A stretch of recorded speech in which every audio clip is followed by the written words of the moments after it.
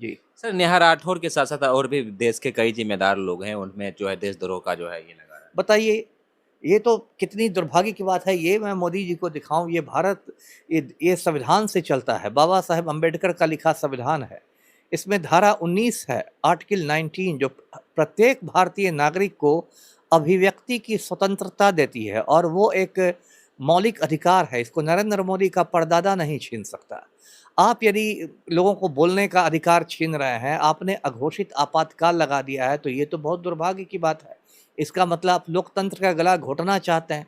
इसका मतलब कि मोदी जी जो बकवास करते हैं, सब लोग सुनते रहे और हजूर हजूर करते रहे। ऐसे ऐसे लोकतंत्र थोड़े चलता है। लोकतंत्र में पक्ष है तो विपक्ष भी है। कैसे आप किसी का अधिकार छीन सकते हैं? उल्टी सीधी बातें हो रही हैं कि नेहा सिंह राठौड़ को विदेशी फंडिंग हो रही है। गौतम गौतम अडानी जो नरेंद्र मोदी की फंडिंग कर रहा है, उस पर कब बात होगी? तो ये सब बहुत दुर्भाग्य है। देश को तानाशाही की ओर धकेला जा रहा है। इसका पूरे देश में प्रतिरोध होगा, प्रतिकार होगा। लेकिन सर यहाँ देखने को ये भी मिलता है जो हमारे देश के लोग हैं, आम जनता, वो भी नेहा सिंह राठौर को कुछ इस प्रकार से मतलब इस प्रकार से उसे जलील करने का काम कर रहे हैं, उनके कैरेक्टर पे, ना जाने क्या-क्या कमेंट कर रहे हैं। देश के आम जनता। पहली बात, आम जनता नहीं कर रही है, वो कुछ भाजपाई दल्ले हैं, भाजपाई के दलाल हैं, जिनके दिमाग में सिर्फ गोबर और गोमूत्र भरा हुआ है और इसलिए वो मतलब एक महिला के बारे में भद्दी-भद्दी बातें कर रहे हैं। यदि मान लीजिए आप किसी वजह से असहमत भी हैं नेहा सिंह राठौर से, तो आपको तर्क-वितर्क करना चाहिए, ना कि सड़क छाप भाषा बोलनी चाहिए।